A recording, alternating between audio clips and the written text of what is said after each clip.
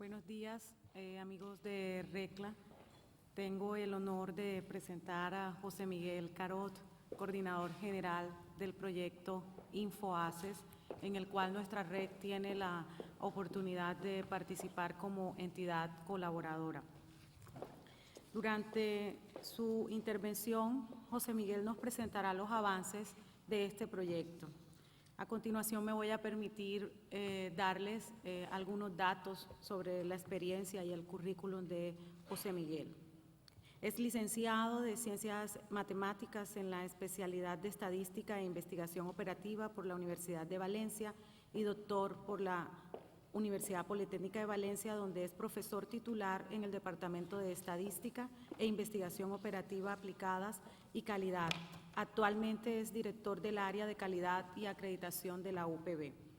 Anteriormente fue responsable del área de análisis de datos del Grupo de Investigación GADIC, Grupo de Análisis de Datos e Ingeniería de Calidad, y director del Centro de Gestión de la Calidad y del Cambio. Las áreas en las que actualmente desarrolla su trabajo e investigaciones son análisis multivariante, diseño de experimentos, métodos estadísticos para la calidad, diseño y análisis de encuestas y gestión de la educación superior. Es el coordinador del proyecto InfoAces. Durante su charla nos comentará cómo InfoAces es un punto de encuentro para todas las instituciones de educación superior en América Latina. InfoAces es una ambiciosa iniciativa cuyo objetivo es contribuir a la mejora de la calidad y pertinencia de las instituciones de educación superior de América Latina e incrementar su contribución al desarrollo social y económico de su entorno.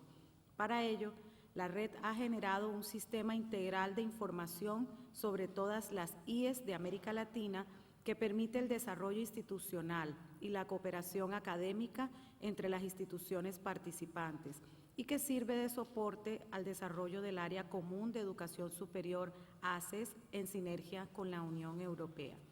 José Miguel, el auditorio es todo tuyo y muy dispuestos a compartir la información.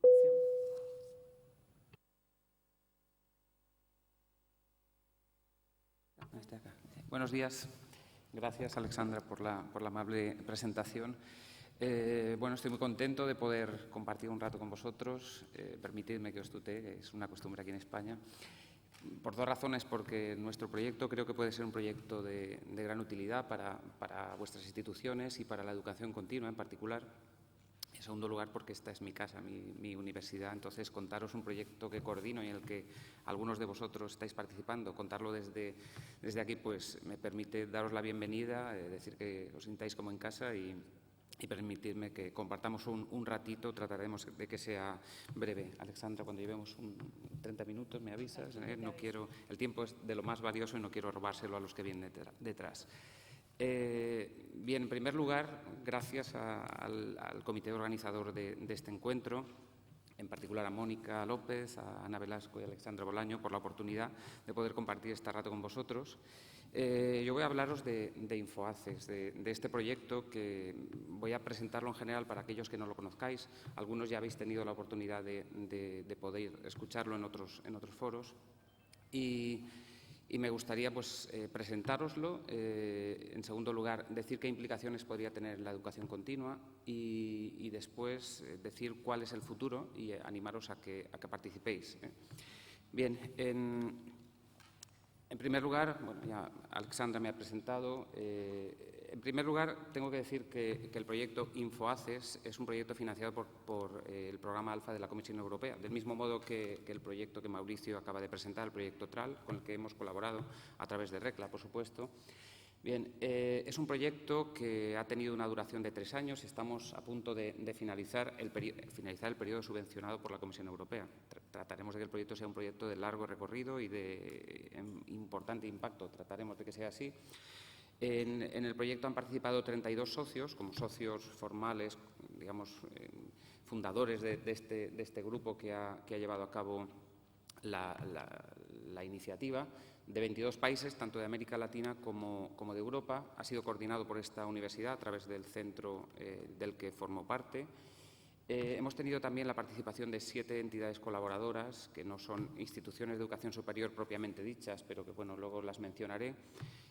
También, muy importante, han participado 11 expertos internacionales y otras 46 instituciones que se han ido adscribiendo. Hasta el momento, en la definición del proyecto y en el desarrollo han participado alrededor de 100 instituciones y 300 participantes, de lo que nos sentimos muy orgullosos. Como decía, el proyecto está a punto de finalizar. Tenemos el fin del proyecto formal a fin de año, pero en la última diapositiva os contaré cuál es nuestra visión de futuro del proyecto. En América Latina, pues prácticamente tenemos casi todos los países. Lo hemos dividido en 3 grandes áreas: la zona Mercosur, la Comunidad Andina y luego esto que hemos llamado Mesoamérica, porque también se incluye México, con 4 nodos que están en México, Costa Rica, Ecuador, en Loja y en Buenos Aires, y estos nodos, digamos, que hacen de soporte estructural al proyecto. En Europa han participado 5 países porque tratamos de impulsar esto que llamamos el espacio común de educación superior. Ahora mismo, en este mundo globalizado, no podemos hablar de educación superior de América Latina o de Europa de manera separada, sino que tenemos sinergias, problemas y retos bastante comunes en ambos sitios. Entonces, estamos trabajando en la misma línea, aprovechando iniciativas exitosas de ambas partes. Bien, como entidades colaboradoras, pues tenemos en primer lugar y de forma muy importante el Instituto de Educación Superior de América Latina y el Caribe, UNESCO y ESALC, la Organización de Estados Iberoamericanos, ASCUN en Colombia, el Grupo Montevideo, que recoge universidades de todo el Cono Sur, el CRUB de Argentina, la Organización Universitaria Interamericana y RIAFES. Se han sumado también el SUCA, varios ministerios como Colombia, Chile, Argentina y Ecuador, CALED, RECLA, por supuesto, este es el motivo porque estoy aquí presentando esto, RICITIDA, CTS. Y luego tenemos una colección de expertos que, digamos, que velan por el buen funcionamiento de esto en la línea de, digamos que, para que no nos desviemos de lo que debemos hacer en los tiempos que corren, ¿no? Estamos muy contentos de que estén gente como Francisco Marmolejo, director del Programa de Educación Superior del Banco Mundial, Frans van Boeg, que es uno de los asesores del presidente de la Comisión Europea, José Renato Carballo, el anterior director de UNESCO y ESALC, y bueno, veis que hay gente de reconocido prestigio. Bien, ¿por qué InfoAces? La palabra InfoAces viene de info, información y ACES de Área Común de Educación Superior. Esto que desde distintos lugares y distintas personas es algo tan demandado y que se puso como punto de partida la CRES de Cartagena hace ya unos poquitos años y por el que todos estamos aportando nuestras pequeñas iniciativas para que esto vaya adelante. Pero ¿por qué InfoAces en un momento como el actual? Sabéis que nuestras instituciones de educación superior se encuentran en un momento crucial. Vivimos momentos de mucho cambio debido a diversos factores. La globalización es algo a lo que no podemos escapar. Debemos pensar en un mundo globalizado antes. Creo que en la ponencia anterior se ha dicho algo también en este sentido. La universalización de la educación superior, ya no estamos formando a unos pequeños grupos que podríamos llamar, entre comillas y sin ningún sentido peyorativo, élites, sino que la educación superior es algo de alcance, podríamos decir, masivo, y esto hace que el perfil de nuestras instituciones tome un talante bastante distinto. Por supuesto, la coyuntura económica y las nuevas tecnologías. Todo el mundo conoce los MOOCs y todo lo que nos viene. Esto nos va a cambiar la forma de funcionar, la forma de constituir y estructurar nuestras instituciones de educación superior. Y todo esto hace que la sociedad nos esté demandando cosas que no sé si estamos proporcionándolas desde nuestras instituciones. Y para poder dar respuesta a estas nuevas demandas de la sociedad, pues las universidades dedican enormes esfuerzos a mejorar su calidad y digamos que atender estas demandas de manera adecuada. Pero claro, esto no se puede hacer sin información. Es evidente que la información que no podemos manejar, gestionar y mejorar nuestras instituciones si no tenemos información objetiva y fiable. Bien, pues por esto un proyecto como InfoAces. Y por una parte esta necesidad de la información que se percibe desde múltiples desde múltiples foros, ¿no? Por ejemplo, yo creo que todos conoceréis los rankings y el impacto mediático que tienen los rankings. Cada vez que en agosto sale el ranking de Shanghai o el QS un poquito antes y hace una versión para América Latina, pues los medios de comunicación se llenan de noticias donde dicen mi universidad ha salido la primera o ha salido la 10ª, estoy mejor que el año pasado. Esto es quizá, en mi opinión, los rankings tienen un impacto mediático excesivo y metodológicamente son bastante cuestionables, casi todos, pero esto evidencia la enorme necesidad de información que la sociedad nos está pidiendo a las instituciones de educación superior y, a la vez, las instituciones de educación superior la necesitan para gestionarse. Y esto, junto con la necesidad de transparencia, nuestras instituciones deben rendir cuentas a la sociedad de los recursos que reciben y rendir cuentas a todos aquellos que son sus agentes implicados. Estas dos grandes necesidades, transparencia e información, hace que un proyecto como InfoACCESS tenga, digamos, que el lugar y el tiempo necesarios en este preciso momento. Bien, decía Francisco Marmolejo ahora en marzo, cuando estuvo aquí en Valencia, decía que hay una gran necesidad de articular al interior y con el exterior de las instituciones la información. Y esto es algo que se percibe desde nuestras propias instituciones, que necesitamos información para gestionarnos, hasta grandes instituciones como el Banco Mundial o como la Comisión Europea o como un Ministerio de Educación, una asociación, etcétera. Bien, en Panamá, donde tuve la oportunidad de coincidir con Alejandra y con Ana, tuvimos la gran suerte de compartir un tiempo con el director de la Biblioteca de Alejandría, Ismail Sirageldin, un tipo excelente, con 29 doctorados honoríficos, una cosa excepcional, y con una visión increíble. Nos dio una conferencia sobre los grandes, lo que él llamaba los 7 grandes pilares de la revolución del conocimiento, y en uno de ellos, hablando de conocimiento e investigación e información, decía que cuando los datos se organizan se convierten en información. Si además esa información se explica, se convierte en conocimiento, y si el conocimiento además se reflexiona y se le une experiencia, quizá pueda convertirse en sabiduría. Pero esto, como decía él, eso ya es otra historia. El proyecto InfoACCESS trata de organizar información, de organizar datos que no son información, y organizados proporcionan información para aquellos que la deben usar de la manera adecuada, y esa información, quizá con una explicación y con una pequeña ayuda, pueda convertirse en conocimiento muy valioso para las instituciones de educación superior. Esta es la idea del proyecto, y me aprovecho de que esto lo dijo Ismail Serageldin, que tiene mucho más bagaje que yo, pues creo que es una opinión que avala digamos, la pertinencia de nuestro proyecto. Otros foros han recogido estas opiniones. No voy a entretenerme mucho en esto porque lo que quiero es presentaros el proyecto, pues en la CRES de Cartagena de Indias de 2008, esto yo creo que todos lo conocéis, o en el Foro de Ministros de Educación del 2010 también, o en la propia iniciativa de ALFA de la Comisión Europea, también se decía todas estas cosas. Por tanto, dado que hemos encontrado en muchas instituciones esta necesidad, y que además esto viene, no vamos a inventar la rueda de nuevo, es decir, lo que vamos a hacer es recoger iniciativas que han trabajado en este sentido, proyectos, tanto en Europa como en América Latina. En Europa el proyecto UMAP, el UMultirank, muy en boga ahora y muy de moda, ¿no? como iniciativa que trata de compensar los rankings internacionales, el proyecto 3M, que tuvimos la suerte de liderar desde esta universidad, o en América Latina, por supuesto, el proyecto MESAL, que trata de hacer un mapa de la educación superior, donde se diga qué es, qué hay y cómo funciona la educación superior en América Latina. Pues con todos estos estamos en contacto para generar una iniciativa quizá que recoja todos estos proyectos previos y que permita sumar y generar una iniciativa común un poquito más amplia.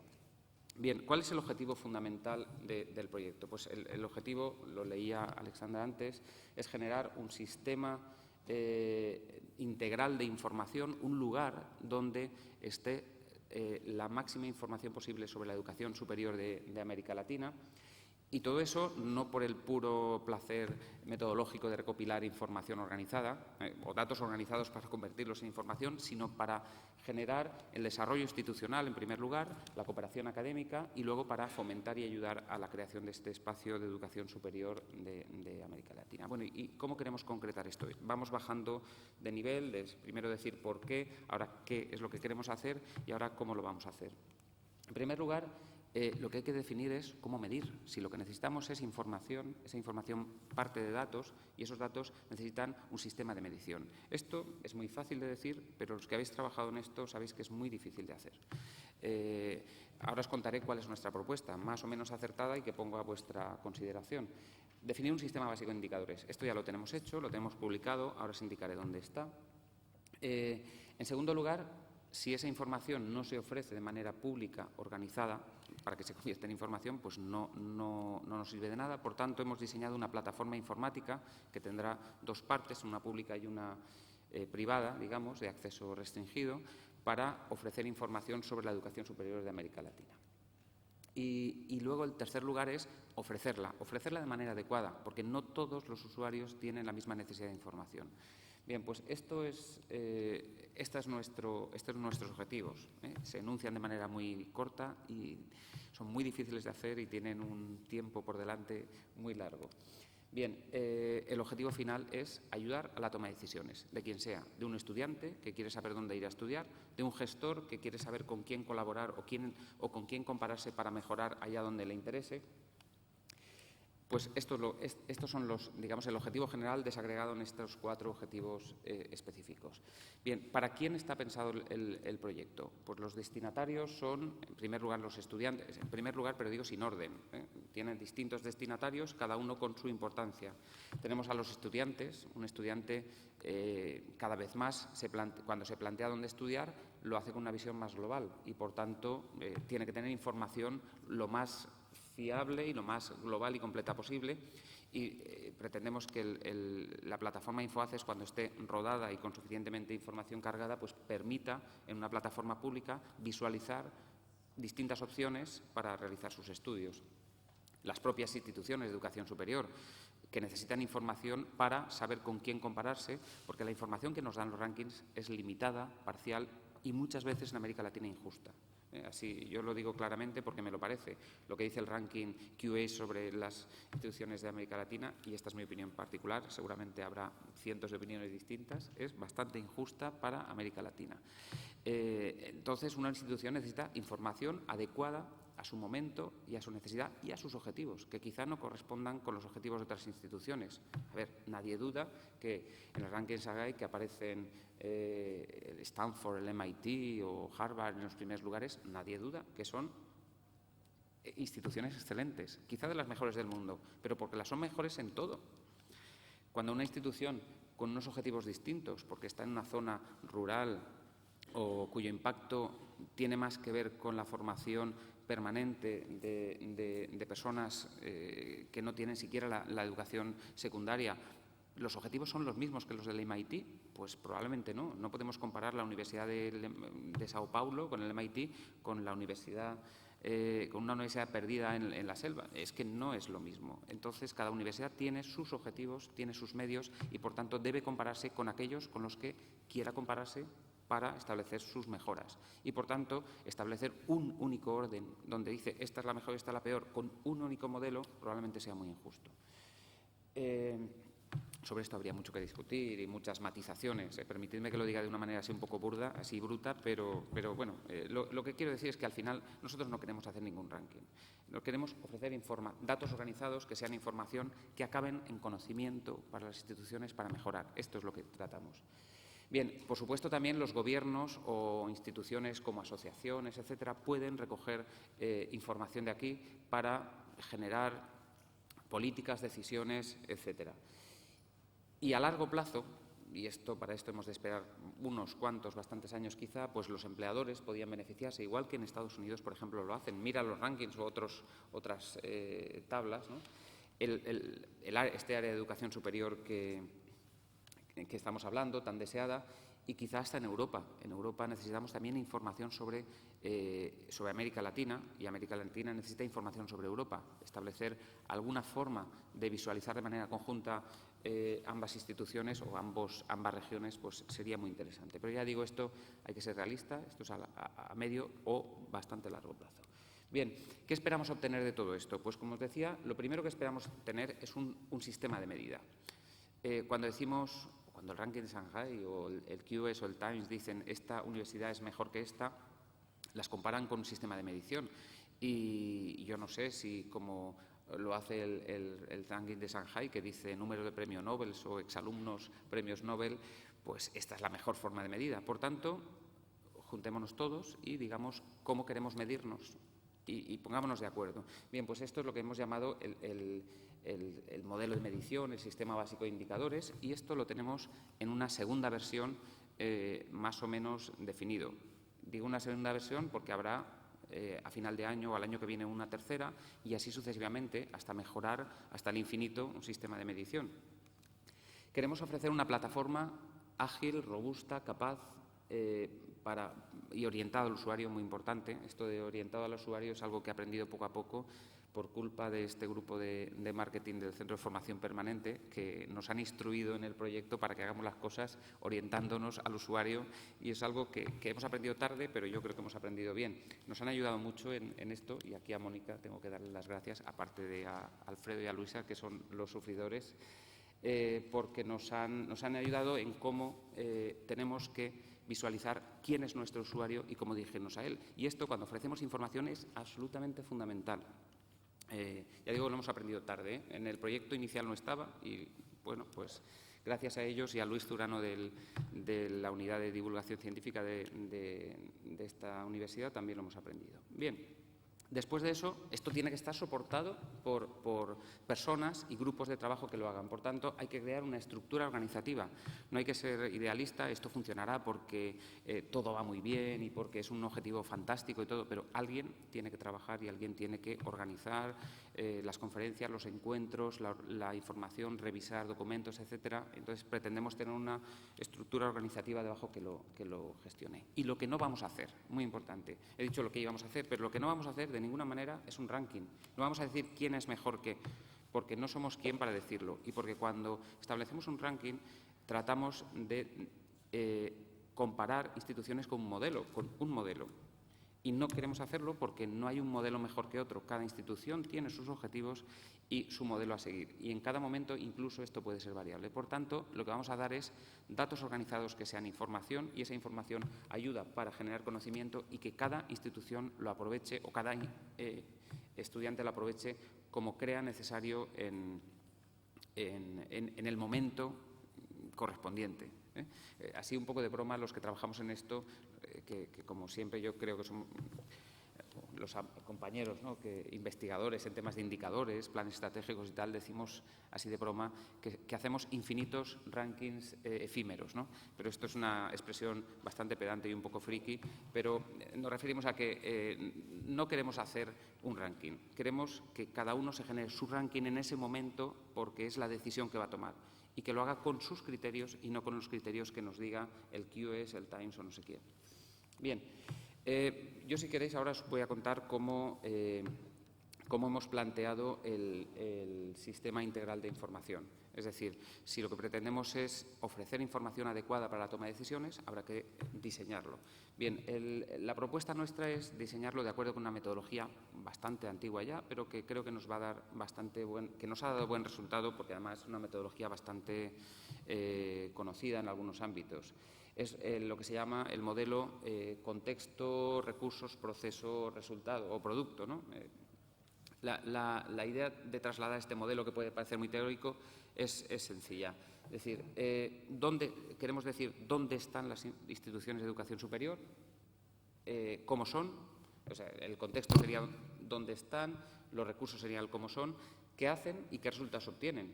Con estas cuatro dimensiones podríamos tratar de dar una visión completa de la educación superior en América Latina. Bien, esto es lo que llamamos el sistema básico de información, una colección de indicadores, ahora veremos cuántos, que nos digan dónde están, cómo son, qué hacen y qué resultados tienen. Y con eso podemos tener una fotografía, un mapa de lo que hay por ahí. Yendo un poco más allá, si vosotros que sois gestores de instituciones, sabéis que necesitamos más indicadores, necesitamos unos indicadores de tipo estratégico, pero probablemente estos indicadores de tipo estratégico serán más particulares de cada institución. Por tanto, aunque inicialmente íbamos a meternos ahí, pues nos hemos dado cuenta que eso es una parte para la que vamos a dar un marco conceptual y una serie de directrices, pero no vamos a dar indicadores concretos como sí para el sistema básico, que pensamos que podemos generar un sistema básico de indicadores, unos poquitos indicadores, que cumplan las propiedades básicas de indicadores, como son que sean comparables, que sean aceptados por todos, que sean fácilmente calculables y que además se puedan entender y se puedan explicar, y una serie de propiedades. Eso sí podemos darlo, ese sistema básico, pero el sistema estratégico creo que es algo particular de cada institución. Bien, y todo esto lo que pensamos es que debe estar soportado por una plataforma informática que sea capaz de recoger la información, organizarla al interior de la plataforma y ofrecerla de manera adecuada a cada uno de los usuarios. Bien, el marco, claro, para esto, yo no sé si habéis participado en alguna creación de un sistema de indicadores. Yo lo he hecho algunas veces ya desde hace unos años y es muy habitual pues reunir como quien, no sé, reúne una colección de cosas, las pone encima de la mesa, selecciona, a lo mejor coges los indicadores que son más fácilmente medibles, no los más pertinentes, y así.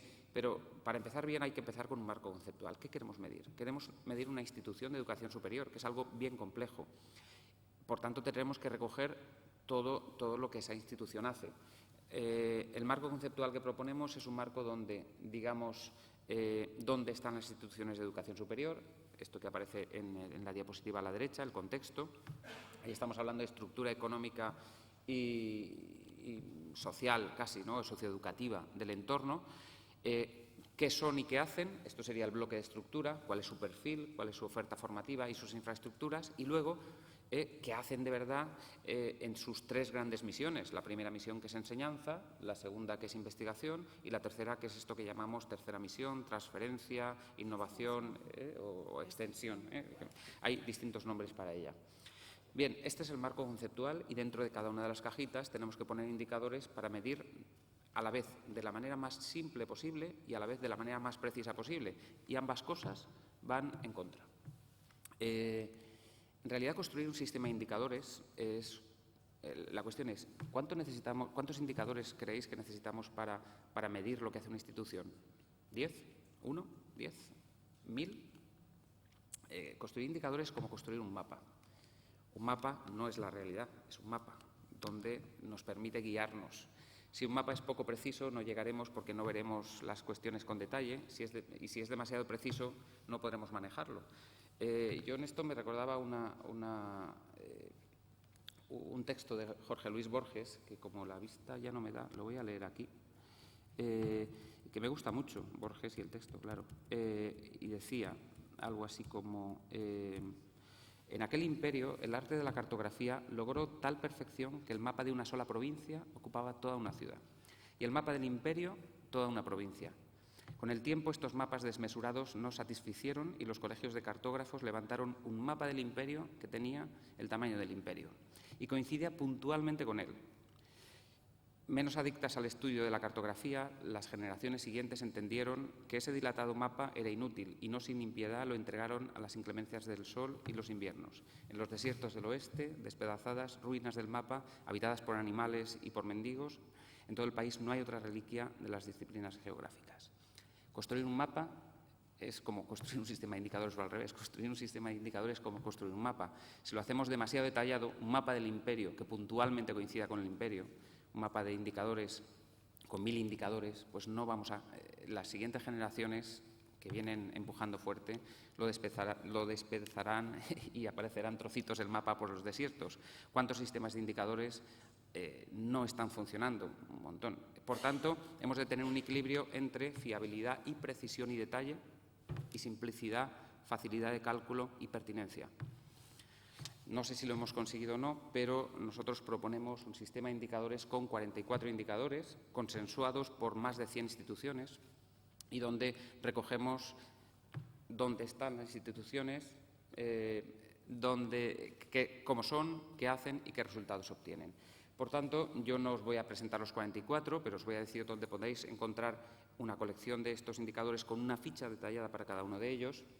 Fijaros que ahí tenemos cuestiones sobre perfil, es decir, cómo de grande es mi institución, cuántos docentes, cuánto personal tengo, qué titulaciones ofrece, de qué tipo son, qué infraestructuras tiene, ofrece posgrado, no posgrado, es presencial, no presencial. Es decir, esto es cómo son las instituciones, cuál es su estructura. Si pasamos al bloque de resultados, en la parte de enseñanza tenemos cosas como la demanda, cuántos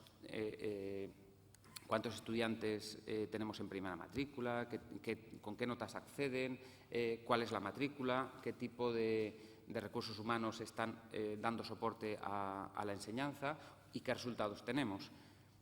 En la parte de investigación, pues tendríamos producción investigadora, recursos, etcétera, y en la parte de transferencia y extensión tenemos unos poquitos indicadores, probablemente es el bloque, la dimensión donde más hemos de trabajar, y ahí es donde tenemos encajada la educación continua, y ahora os mostraré qué indicadores proponemos y para los que pedimos asesoría a RECLA y al proyecto TRAL. En cuanto a contexto, tenemos 8 indicadores que no los calculamos nosotros, lógicamente, sino que vienen cargados de las bases de datos del Instituto de Estadística de UNESCO y algunos otros del Banco Mundial y de la OCDE. Bien, en cuanto a indicadores de formación continua, pues veréis que son poquitos y simples. Estoy seguro de que cuando lo veáis diréis, hombre, pues solo para esto, tened en cuenta que estamos haciendo una fotografía, un mapa de una institución de educación superior donde una parte es la formación continua, una parte muy importante, pero hay que tener en cuenta que no queremos construir un mapa del imperio que ocupe el imperio, ni siquiera una provincia. Por tanto, vamos a indicadores muy generales. Los indicadores, pues nos queda que trabajarlos. Ana Blasco, Mónica, Alexandra nos echaron una mano a través, digamos, como facilitadores para que a través de TRAL y de RECLA nos dieseis vuestra asesoría y bueno, quedamos en que estos 4 primeros y el quinto, que tiene la formación continua metida por ahí de alguna manera, pues serían los indicadores que podíamos manejar para educación continua. ¿Esto quiere decir que una institución solo vaya a tener estos? ¿No? Estos son los que se van a incorporar a InfoACES. Conforme bajamos de nivel, necesitaremos más indicadores y con más precisión. La cuestión es que tengamos una compatibilidad entre lo que medimos en InfoACES, lo que una universidad necesita y lo que un centro de formación permanente, que esté o no en una universidad, necesite, y luego, incluso bajando otro nivel, lo que esa unidad a su interior para la gestión necesite. Pero la cuestión de construir indicadores es así. Es decir, uno puede ver un mapa de Europa, pero si quiere venir a Valencia necesitará un plano de Valencia más detallado. Esta es la cuestión. Bien, para abordar este proyecto hemos colaborado, como os decía, con muchos proyectos e iniciativas, por ejemplo, con MESALC. Hemos colaborado con el proyecto de 3M sobre medición de indicadores para tercera misión. Fijaros que de aquí hemos recogido unos poquitos. Este sistema, por ejemplo, tenía alrededor de 60 indicadores, una cosa así. O cuando uno mide internacionalización, las colecciones de indicadores que hay por ahí son de 80 o 140 indicadores. Yo les he pedido a otro proyecto Alfa, el Alfa Puentes, que definan un indicador o máximo 2 para internacionalización, porque esa parte no está incluida en nuestro modelo y necesitamos incorporarlo. Y no lo tenemos porque no es tan fácil decirlo, si no estaría ya dentro. Estamos colaborando con Proflex. Proflex, sabéis que es una iniciativa para hacer seguimiento de egresados. Luego os contaré un poquito, muy brevemente, cómo, porque andamos ya escasos de tiempo, con Vincula Entorno, que trata de establecer modelos para visualizar la relación universidad-entorno-empresa, con el proyecto TRAL, como os decía, con Vertebral QE y también con Alfa Puentes. Bien, en la página web del proyecto, estos son los momentos de publicidad, infoaces.org, podéis tener toda la información. Tenéis las 2 publicaciones donde está tanto el sistema básico de indicadores como la revisión del sistema básico y una información sobre la plataforma. Son de marzo del 2012, marzo del 2013. En noviembre del 2013 vamos a tener una nueva versión y esperemos que, si el proyecto sigue, cada año tengamos una nueva versión de esto con revisiones y aportaciones nuevas. Bien, ¿para qué nos puede servir InfoACES? Me quedan 2 diapositivas y acabo enseguida. ¿Para qué nos puede servir? Pues mirad, en primer lugar, como ayuda a la toma de decisiones. Esto es importantísimo. En primer lugar, para las instituciones y también, como decía, para los estudiantes y luego para los gobiernos o organismos. Pero las mejores decisiones se toman con información válida y fiable. Esto yo creo que es algo bastante conocido por todos y la comparación facilita, sin duda, la mejora. Por tanto, disponer de una clave de acceso donde, si doy mis datos, con esa clave de acceso accedo de manera restringida a la información de todos los demás. Por supuesto que todos los demás también me ven a mí, pero yo me puedo comparar con mis criterios. Esto es algo fundamental para cualquier institución. En segundo lugar, de posicionamiento. Una plataforma permite visualizar nuestra institución y posicionarnos frente a otras. Y esto, en un mundo global como el de ahora, creo que no es nada despreciable y le aporta, por supuesto, un enfoque internacional al proyecto, a la institución. Y, por último, es un lugar de encuentro y por eso el título de la ponencia lo había puesto InfoAces, un punto de encuentro para las instituciones de educación superior de América Latina. Por tanto, como decía, la cooperación académica se ve favorecida o facilitada por el proyecto InfoAces. Además, se va a crear una red de expertos a la que tendremos acceso y un banco de experiencias y buenas prácticas.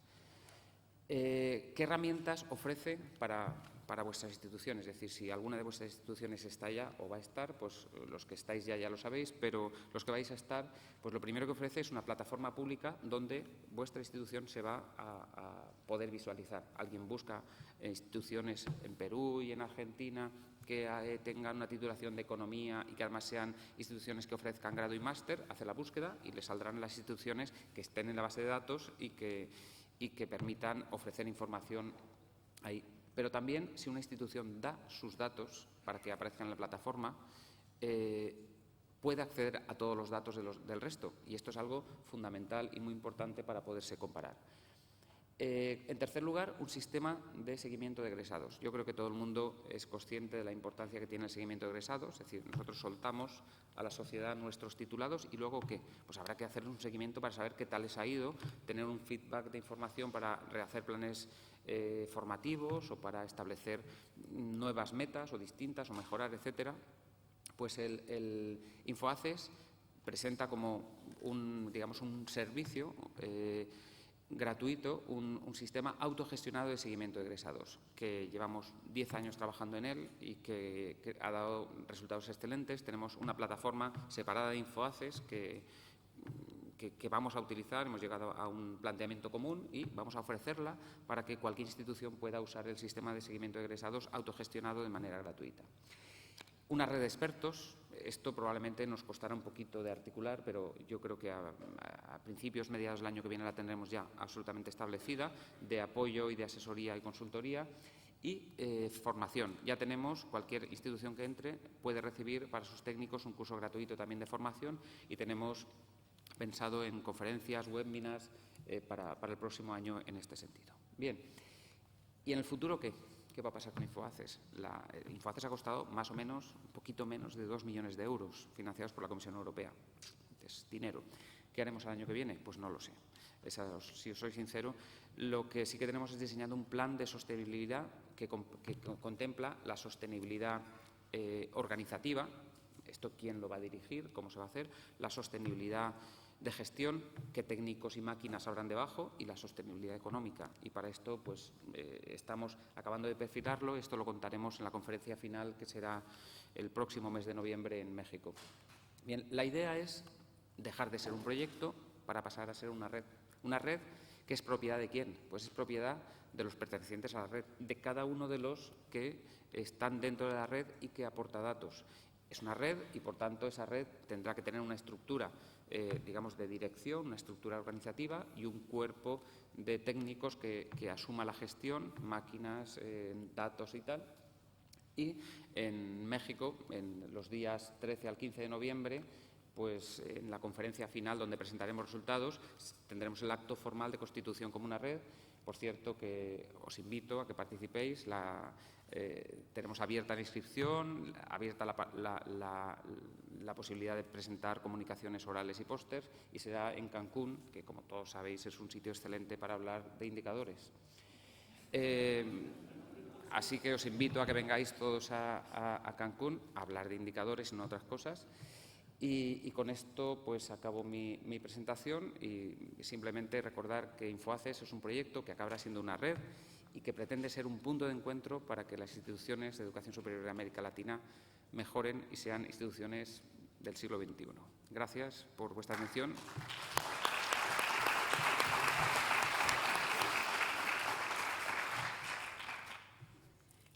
Gracias, José Miguel, por tu presentación. Sí, muy juicioso con el tiempo. Acá tenía el cronómetro y él era el que me miraba para controlar su presentación. Realmente, InfoACES, como bien podemos evidenciar, nos lleva a pensar en la importancia no solo de los datos, sino en estos convertidos en información, como bien mencionan y han llegado a las conclusiones, y a su vez en el buen uso de los mismos para la toma de decisiones que nos lleven a ese posicionamiento y finalmente no olvidar todo el contexto de la cooperación académica. De una u otra manera, pues para RECLA fue muy importante pues aportar ese punto en particular de los indicadores de educación continua que, como bien decía José Miguel, tenemos que seguir trabajando. En estos momentos tenemos unos minutos para quienes deseen intervenir con alguna pregunta, inquietud o aporte que deseen hacer en torno a la presentación que acaba de hacer José Miguel.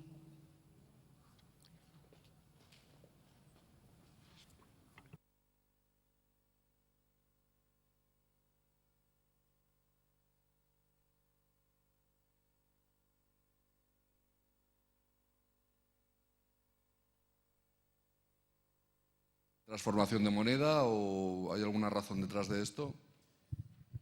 No, es el cambio de moneda, todo esto creo que lo tenemos resuelto. La cuestión es que tenemos un indicador que habla de porcentaje del presupuesto destinado a extensión y transferencia. Hemos incluido ahí dentro. Es un indicador que estaba desagregado y se cayó del grupo. Partimos de, como os podéis imaginar, no empezamos de cero, partimos de colecciones de indicadores que venían de distintos sitios. Y este indicador global, es que no sé si lo podéis ver, pero el indicador número 37 dice porcentaje del presupuesto de la institución destinado al desarrollo de actividades de extensión y transferencia. Podemos incluir ahí dentro esto. Ya sé que no es muy preciso, pero lo teníamos, ya lo sé, pero lo teníamos desagregado. 100 instituciones nos dijeron en mi universidad, en mi institución, no es posible calcular esto. La idea es… ¿Tienes aquí todos somos capaces de calcularlo porque depende de nuestro puesto de trabajo más o menos sí. de ese indicador? Es decir, porque no sea calculable en otras instituciones, los que sí que lo tenemos, sí. Necesitamos compararnos, entendemos. Evidentemente. A ver, Patricio, estoy de acuerdo contigo, totalmente. La cuestión era llegar a ese consenso entre un número razonable y una precisión suficiente. Yo lo hubiese incluido, como hubiese incluido otros que se han caído. La cuestión es, ¿queremos hacer un sistema perfecto del inicio o queremos empezar e ir agregando conforme tengamos madurez suficiente y datos suficientes? Igual que no está se han caído algunos de enseñanza, alguna tasa de éxito o alguna cosa por el estilo, alguna investigación y alguna otra cosa. La cuestión es, necesitamos empezar con un núcleo común. Yo recojo vuestra propuesta y estoy de acuerdo, por supuesto, pero necesitamos empezar. Y la sensación que hemos tenido es, una universidad, si le pides 100 indicadores, se abruma. Si le pides 44 menos 8 que son de contexto que no se les pide, son 36, ya se abruma. Si le pides más, pues no te va a dar datos. Y los datos económicos son especialmente delicados. Por tanto, empecemos y quizá dentro de 2 o 3 años que tengamos unas cuantas instituciones, un volumen grande, incorporemos 2 indicadores de internacionalización, 2 más de educación continua, 2 más de investigación, cuestiones de tercera misión que no están contempladas y que falta, y vayamos mejorando y dando precisión.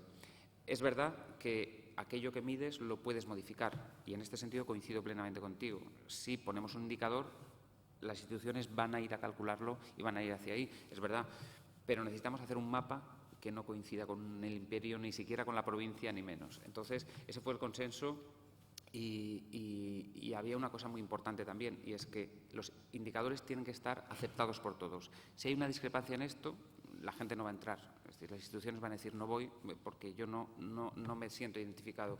Entonces, maduremos un poquito y luego lo podremos incorporar. Y ahí yo os lanzo la propuesta de estar permanentemente vigilando para que los indicadores de educación continua sean los que tienen que ser y nos deis señales de alarma. Oye, que esto está cambiando o que aquello que no habéis incluido ya es necesario que esté y nosotros trataremos de incorporarlo. Muchas gracias y felicidades por el proyecto que habéis hecho. Gracias y gracias por la cuestión. ¿Alguna otra pregunta?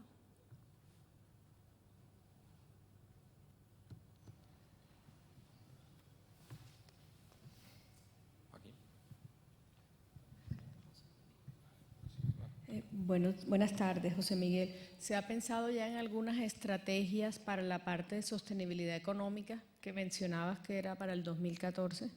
Sí, os cuento, esta es la pregunta del millón. Cualquiera que habéis trabajado en un proyecto cuya financiación pública, como en este caso de la Comisión, acaba, pues tenemos un reto enorme que es más grande que el inicial, que es mantener el proyecto más allá de haber recibido una financiación pública. Como os decía, tenemos un plan de sostenibilidad que contempla 3 partes. Lo voy a describir muy brevemente. La parte organizativa. El nuevo liderazgo lo va a asumir UNESCO y ESALC. ¿Por qué UNESCO y ESALC? Porque es una entidad que depende de UNESCO, que no está, digamos, asociada a ningún gobierno, a ninguna institución, a nada, y cuyo objetivo fundacional es promocionar y velar por la educación superior en América Latina y el Caribe. Por tanto, digamos que es la entidad que, por legitimidad propia, puede asumir el nuevo liderazgo de esto.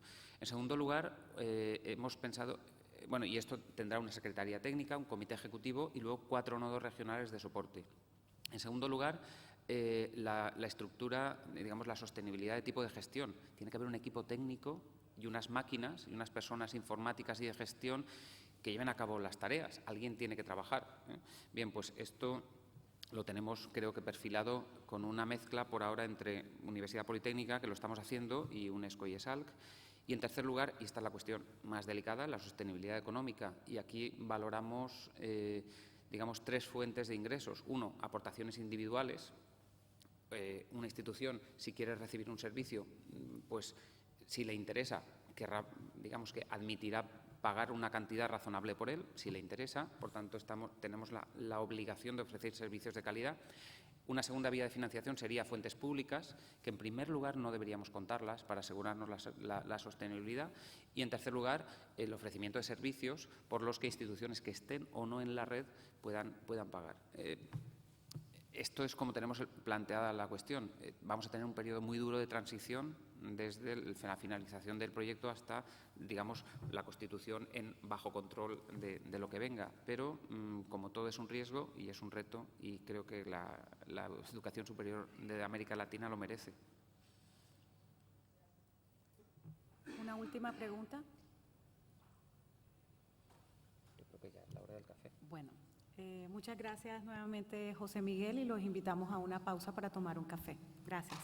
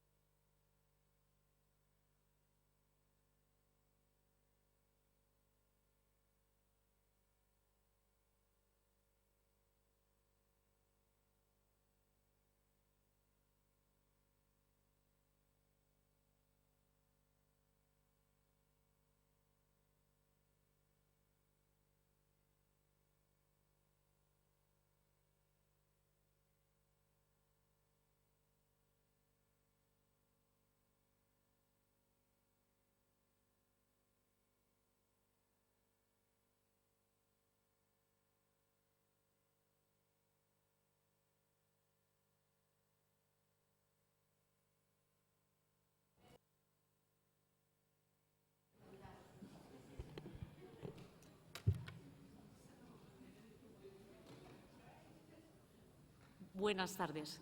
Bueno, y buenas tardes porque ya estamos detrás del break. A continuación vamos a hacer la presentación del informe Horizon 2013. El informe Horizon, que tiene como objetivo la identificación de las nuevas tecnologías que tendrán repercusión en el campo de la enseñanza, el aprendizaje, la investigación y la expresión creativa en la enseñanza a diferentes niveles. Al nivel de K12, a los niveles de la educación media y educación primaria y secundaria, la educación universitaria y lo que llamamos la educación en extensión universitaria. Dentro de los informes de Horizon se da cobertura a las realidades muy distintas dentro del mundo educativo. Una de las más populares es quizás la de Latinoamérica. Se trata de un área geográfica de gran proyección y enormes posibilidades dentro de los planes de tecnología educativa y por las implicaciones que todo ello tiene sobre las posibilidades de inclusión. El informe Horizon tendrá su presentación el día 17 de octubre en Madrid y esto es pues un adelanto que tenemos el placer de contar con José Chamón, subdirector de Desarrollo de Proyectos del Centro Superior para la Enseñanza Virtual, el CSEV. Es el responsable de los proyectos de innovación educativa basada en las TICs. Es ingeniero en telecomunicaciones, coordina los proyectos relacionados con las plataformas y comunidades de aprendizaje online en el ámbito nacional, europeo y mundial. Actualmente lidera desde el CSEV los proyectos de los cursos online masivos en abierto, como UNED Coma, dentro de lo que es la UNED, la iniciativa más exitosa nacida en España, con una vocación global que actualmente tiene en activo cerca de 25 MOOCs, más de 135.000 alumnos, de ellos registrados, 3.300, y no contamos más que lo que ha sido un proyecto de puesta en marcha piloto que nació o se puso en marcha en febrero del 2013. José. Muchas gracias, Carmen. Gracias a Regla por darnos la oportunidad de presentar este anticipo del informe.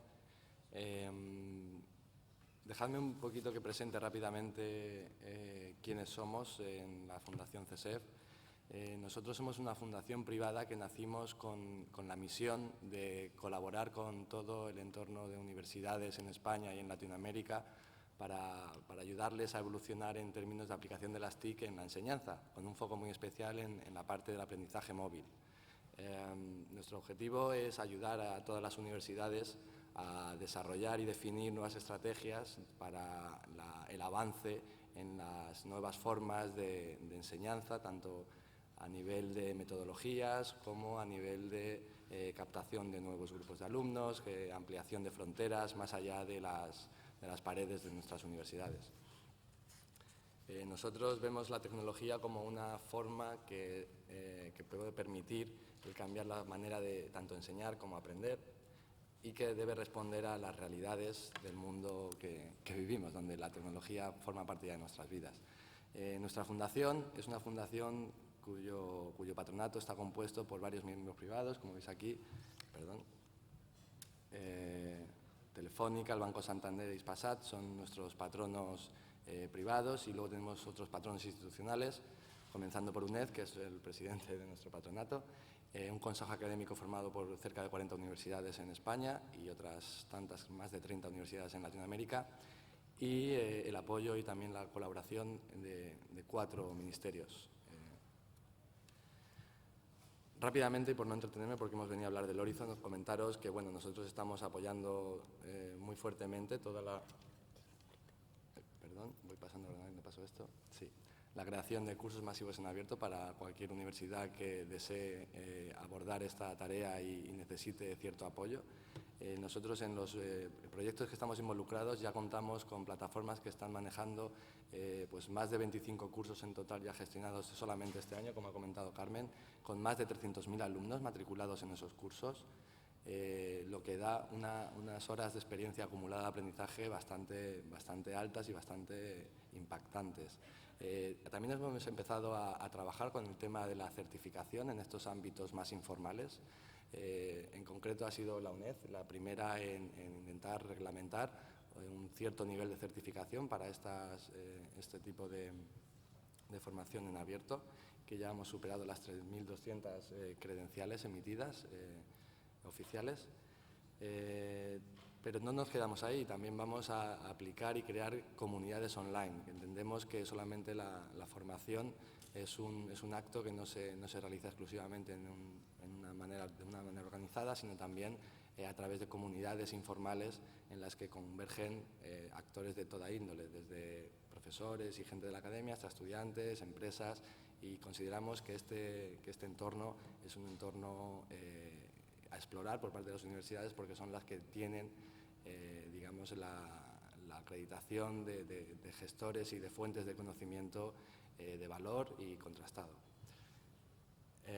Por supuesto, como he comentado al principio, nuestra estrategia de intentar acercarnos e intentar utilizar las tecnologías móviles con objetivos de enseñanza es lo que nos han hecho desarrollar pilotos de desarrollo de aplicaciones móviles basadas en cursos adaptados a estos nuevos dispositivos, nuevos contenidos y nuevas formas de interactuar con los alumnos y, por supuesto, siempre de una manera ubicua, es decir, en cualquier momento, en cualquier lugar y desde cualquier dispositivo. Entrando al tema que nos trae aquí hoy, la presentación del informe Horizon Perspectivas Tecnológicas para Latinoamérica, es un informe de prospectiva, es un informe que pretende analizar las tendencias en la aplicación de tecnologías en el futuro desarrollo de la educación superior. En general, el New Media Consortium, que es la entidad que viene liderando la creación de estos informes desde hace muchos años a nivel global, estuvo hablando con nosotros sobre la necesidad de poner el foco en ciertas regiones. Latinoamérica se vio como una región interesante a explorar por su potencial emergente, tanto a nivel económico como a nivel de conocimiento. Por eso estamos aquí hoy en este encuentro de RECLA, poniendo en valor todas las cosas y todas las potencialidades de esta región. Y en colaboración con Virtual Educa, estos tres actores nos pusimos de acuerdo en hacer este informe regional para explorar cuáles son las tendencias de futuro en la aplicación de las TIC a la enseñanza. La metodología de este informe es una metodología Delphi. Para aquellos que no la conozcan, es una metodología basada en buscar conclusiones de qué va a ser el futuro de algo que hoy por hoy no se puede medir. Es decir, la metodología Delphi nació en época de la Guerra Fría para poder prever cómo las tecnologías podían influir en el desarrollo de esa Guerra Fría, cómo las innovaciones tecnológicas en el ámbito militar podían afectar el devenir, ¿no?, de las relaciones internacionales. Pero eran algo que no estaba desarrollado, estaban prediciendo algo que estaba por llegar.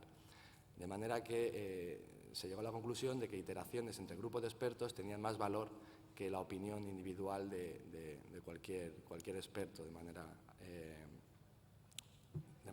individual, perdón la redundancia. Pero entonces lo que hemos hecho ha sido crear una red de colaboración de 43 expertos que representan a 13, creo que son 14 países en lugar de 13, de manera que pudieran dar su opinión de manera iterativa e ir validando cuáles son, según su opinión, esas tendencias que están por llegar en un corto, medio y largo plazo a la educación en Latinoamérica. ¿Cuáles van a ser los drivers de evolución de estas tecnologías?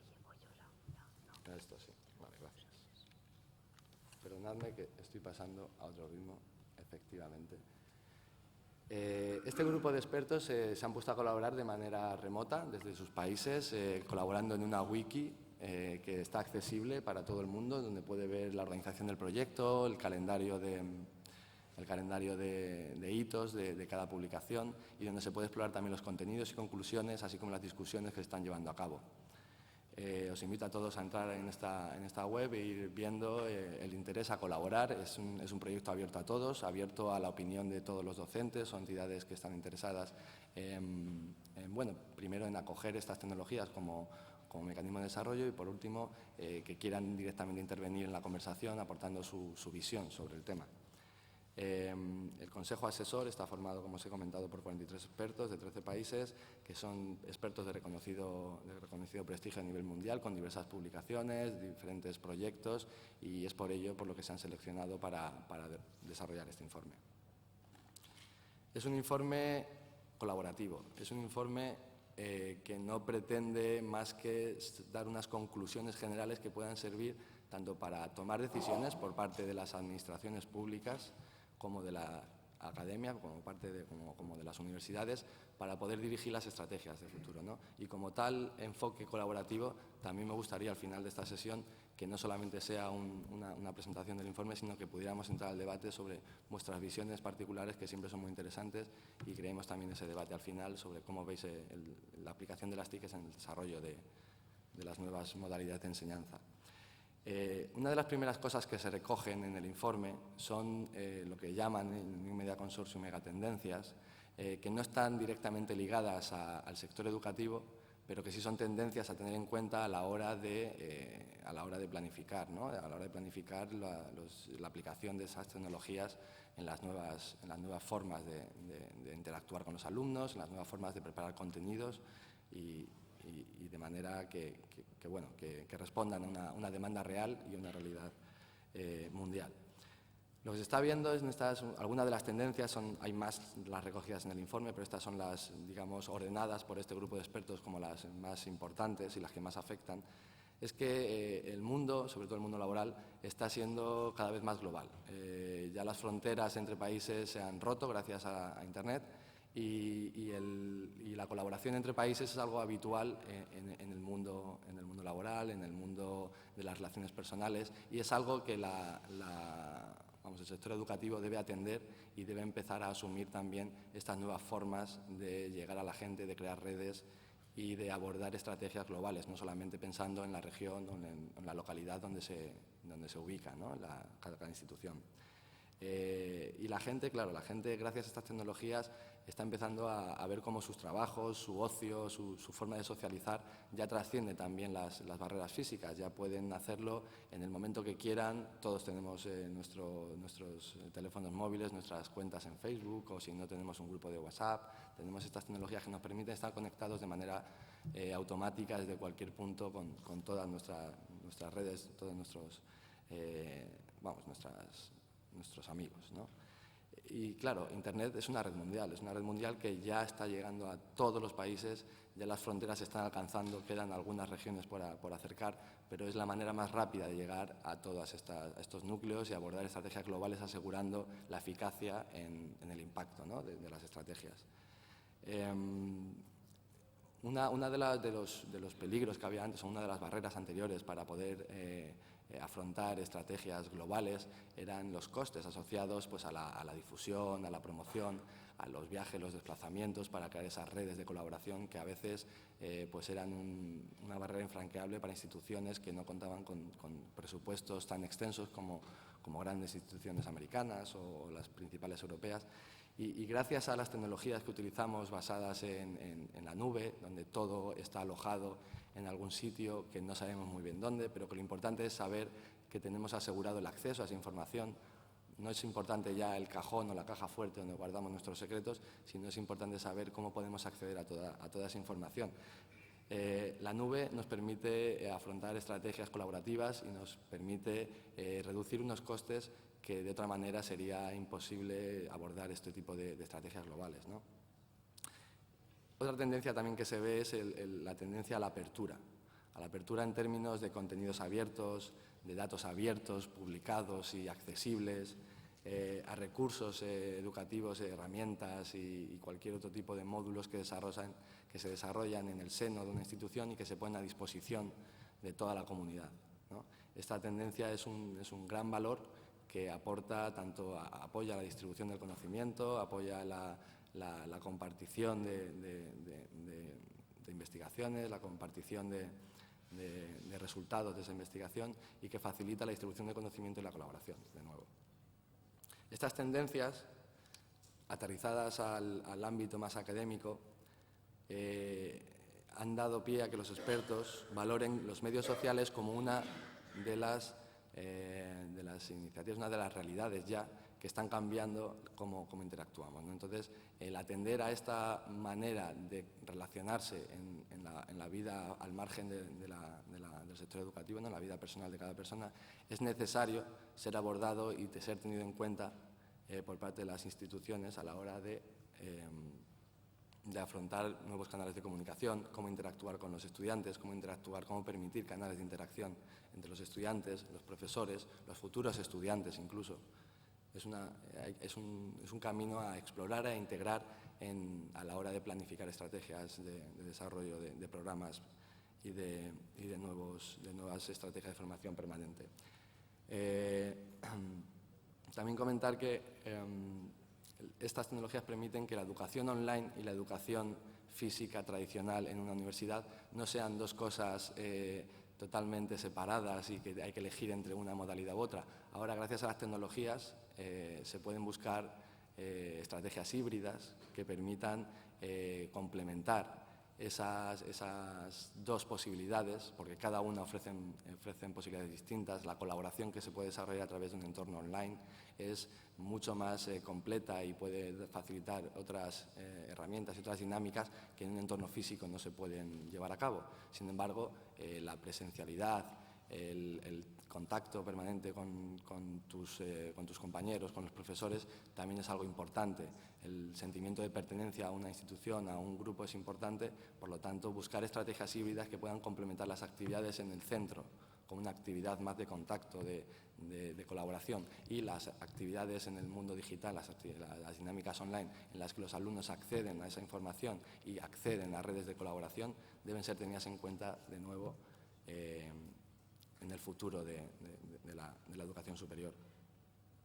También hay que tener en cuenta que la proliferación de estas tecnologías hace que la gente ya utiliza estas tecnologías casi como un sello personal. Elegir un teléfono móvil es casi una forma de retratarse, ¿no? Hay gente que prefiere tener un iPhone por la sencillez y por la capacidad que te dan estas máquinas, y hay otras personas que prefieren un Android por la variedad de aplicaciones.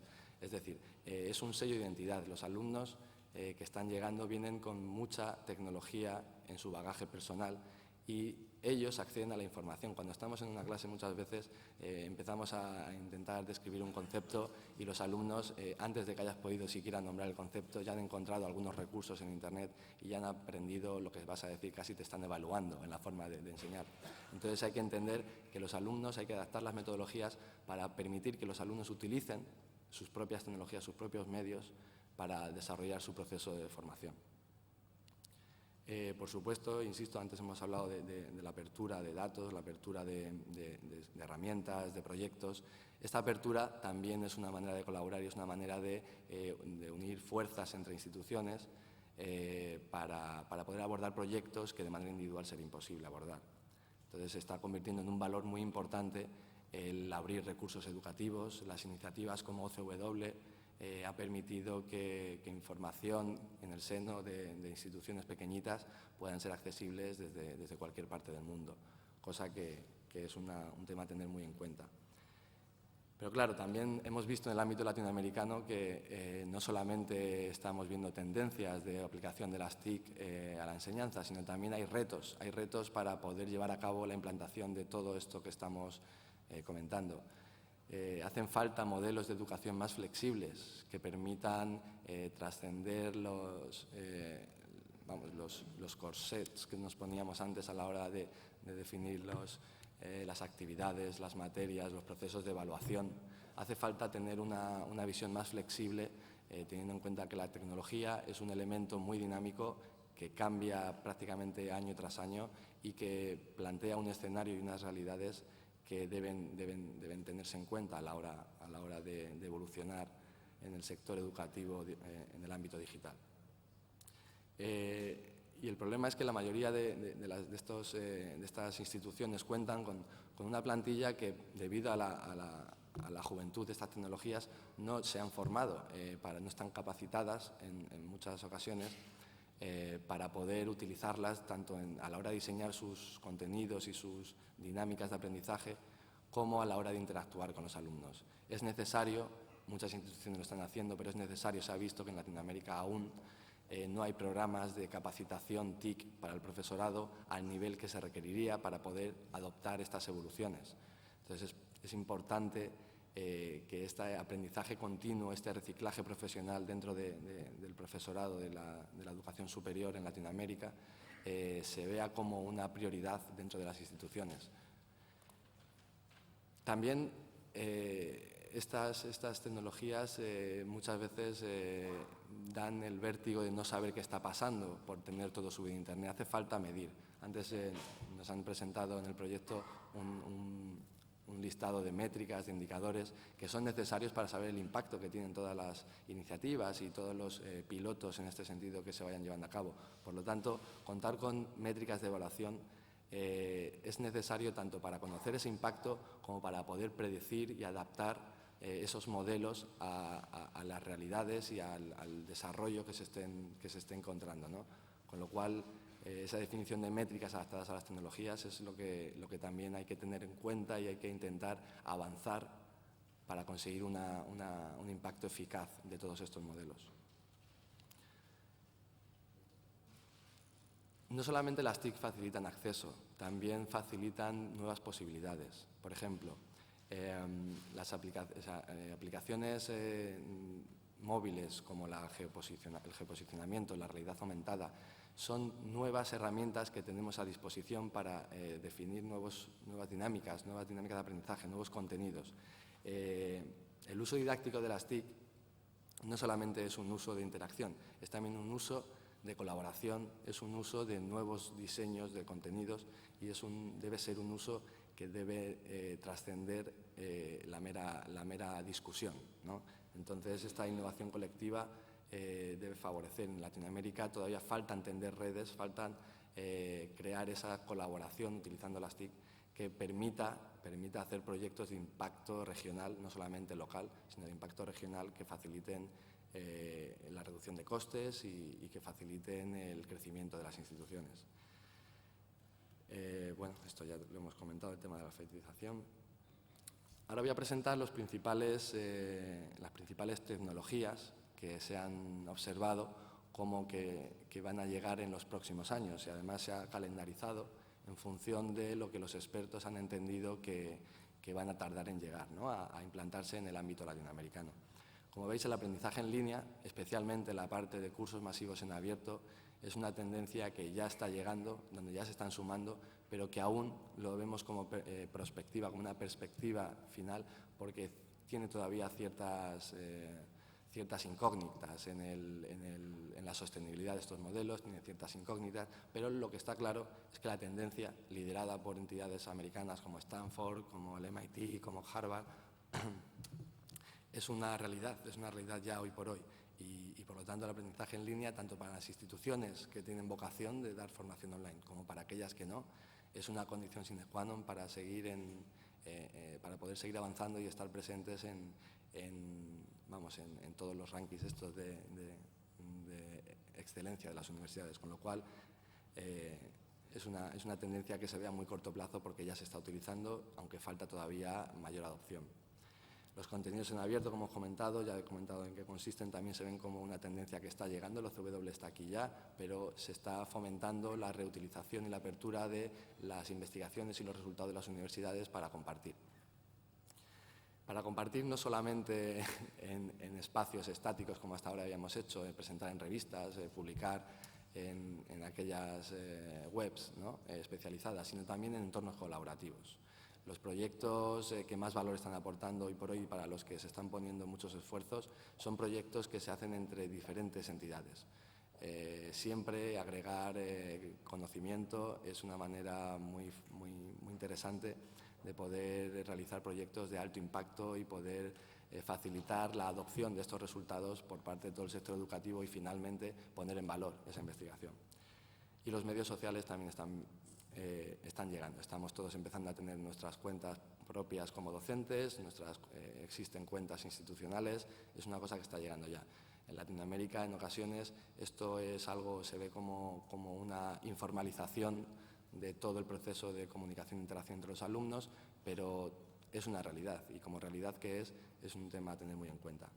El aprendizaje móvil, que es parte, si queréis verlo así, del aprendizaje en línea, se ve como una tendencia que está explorándose, se está empezando a pilotar, pero que todavía está muy en ciernes, ¿no? Es una tecnología que está llegando y que todavía tardará en formar parte de la práctica habitual dentro de las instituciones, pero que es también un mecanismo de desarrollo que se ve como muy interesante.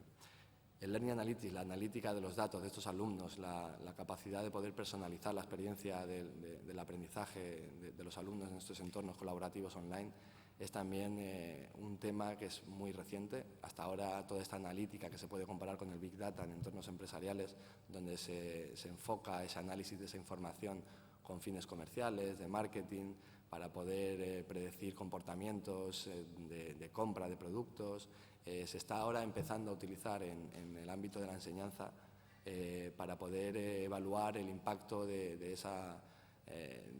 cómo interactúan los alumnos con textos digitales, con recursos digitales y cómo interactúan también entre ellos y con los profesorados, de manera que las iniciativas puedan reconfigurarse o simplemente se puedan potenciar aquellas que están teniendo mejor valor. Para eso hacen falta métricas, para eso hace falta recoger toda la información que se genera en estos entornos online, en estos entornos digitales, y ponerlas en valor de una manera ordenada para poder sacar conclusiones. Eso es una tendencia que tiene que llegar en los próximos 2-3 años. Y gracias a esta medición, esta búsqueda de patrones, de itinerarios educativos dentro de los entornos, se puede permitir llegar a unas herramientas de personalización del aprendizaje. El reconocimiento de patrones se puede asociar a las recomendaciones de complementos formativos. Cuando un alumno, por ejemplo, en un entorno online, está viendo cómo en una materia está teniendo problemas para pasar un test o siempre está viendo ineficiencias o lagunas previas de conocimiento, este aprendizaje personalizado le puede recomendar que tenga complementos accesibles, por supuesto, también de manera online, de manera que el alumno pueda seguir un itinerario libre a partir de una amalgama de recursos que están a su disposición, gracias a herramientas que permiten la personalización de esta experiencia y de este itinerario educativo.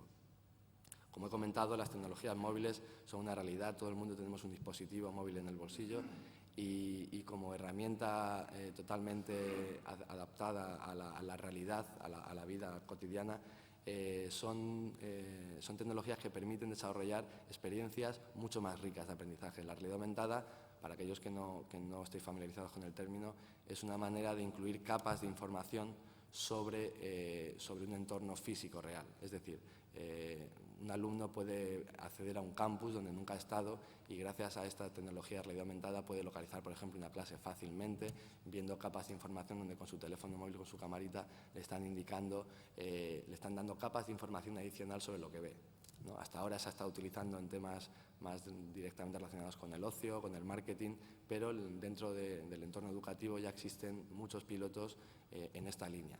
Pilotos que, junto con la tendencia que viene más adelante en implantación a largo plazo Internet de las cosas, permite tener una experiencia mucho más enriquecida gracias a utilizar las tecnologías móviles en los entornos de las facultades, en los entornos de los campus. Y no solo eso, sino también a la hora de ciertas materias que están muy adaptadas a la utilización de esas tecnologías. Por ejemplo, en materias más orientadas a contenidos de ingeniería, contenidos de diseño gráfico, contenidos, si queréis, culturales. La realidad aumentada permite tener experiencias que trascienden las posibilidades de un libro de texto tradicional.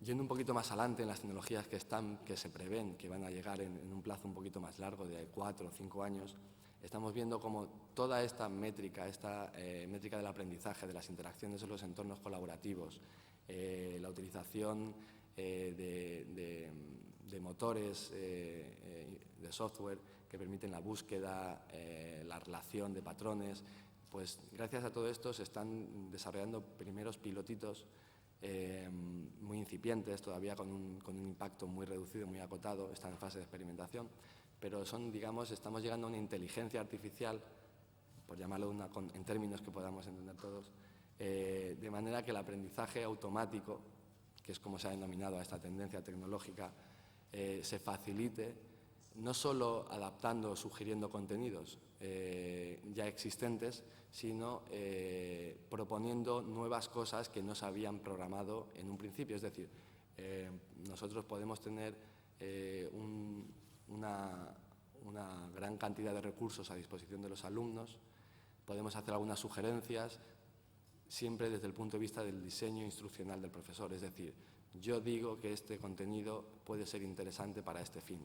El aprendizaje automático trasciende esa estructura tan acotada por parte de los profesores y permite que el desarrollo de software, que las tecnologías de la información y la comunicación permitan a los propios programas identificar patrones que no estaban previstos, identificar complementos que no estaban pensados, que podían ser interesantes para ciertos itinerarios y, sin embargo, puedan resultar y puedan devolver recomendaciones que hoy por hoy no habíamos planificado. Por lo tanto, el aprendizaje automático va a permitir que toda esta recombinación, toda esta colaboración se produzca de una manera natural por el mero hecho de la experiencia de los estudiantes en los entornos online, no por el diseño inicial de los mismos y de los contenidos. Luego se ha visto algunas tecnologías como la impresión 3D, que es algo que está llegando, ya veremos, está puesto como muy a largo plazo porque no se tiene claro los ámbitos concretos de aplicación. Está claro que en prototipado, está claro que en temas, por ejemplo, de recrear una pieza de arte o incluso a la hora de hacer diseños en carreras como arquitectura, es una tecnología que seguramente esté presente, ¿no?, en el futuro de estas materias en la educación superior. El Internet de las Cosas, que es una tecnología muy relacionada con la tecnología móvil, se basa fundamentalmente en la utilización de protocolos de Internet, es decir, que cada cosita física pueda tener dentro de su estructura una pequeñita tarjeta como la que tenemos en los teléfonos y pueda interactuar con los alumnos, con las personas que pasen alrededor de ellos, e incluso puedan permitir la trazabilidad de estos equipos dentro de las instituciones. Esto que ya se está implantando en entornos como hospitales para controlar enfermos, para controlar recursos físicos, camas, equipos. Esto también está empezando a implantarse en los campus, de manera que las propias aulas, los propios recursos físicos que disponéis en vuestras instalaciones puedan hablar con los alumnos, puedan interactuar entre ellos, puedan ayudar a distribuir y a crear grupos de trabajo en clases, en espacios donde no estaban previstos para ellos, pero que gracias a la comunicación que puede existir puede facilitar, ¿no?, y puede enriquecer la experiencia del alumno en el campus. Otra tendencia también que se ha visto como interesante y que está prevista que llegue en un plazo de 4 o 5 años al entorno de la educación superior en Latinoamérica es la utilización de laboratorios virtuales y remotos. Muchas veces el acceso a recursos de laboratorio tiene ciertas barreras económicas, son equipos normalmente caros y que están simplemente accesibles en un despacho, en un laboratorio de una facultad. Gracias a las tecnologías de la información y las comunicaciones, estos recursos se pueden poner a disposición de otras entidades y pueden ser accesibles desde cualquier punto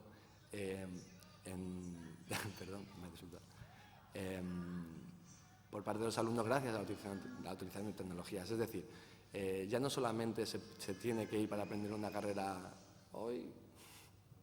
Los móviles tienen también esto.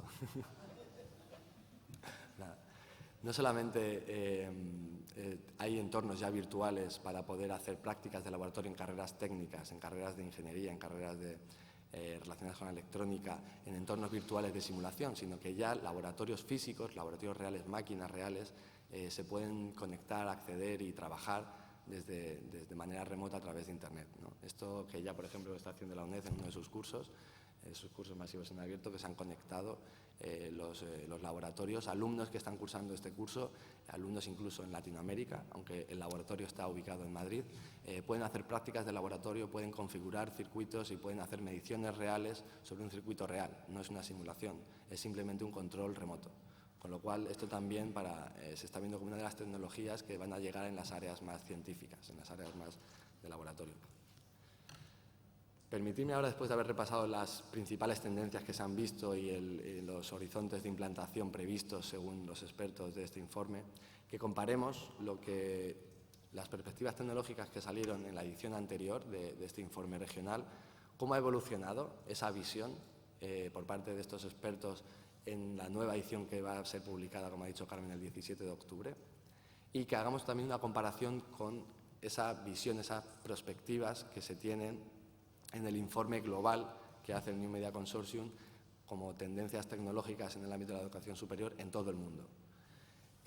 Si vemos en cada columna, en la primera columna corresponde a las conclusiones, a las perspectivas tecnológicas de implantación del informe Horizon general para todo el mundo de este año.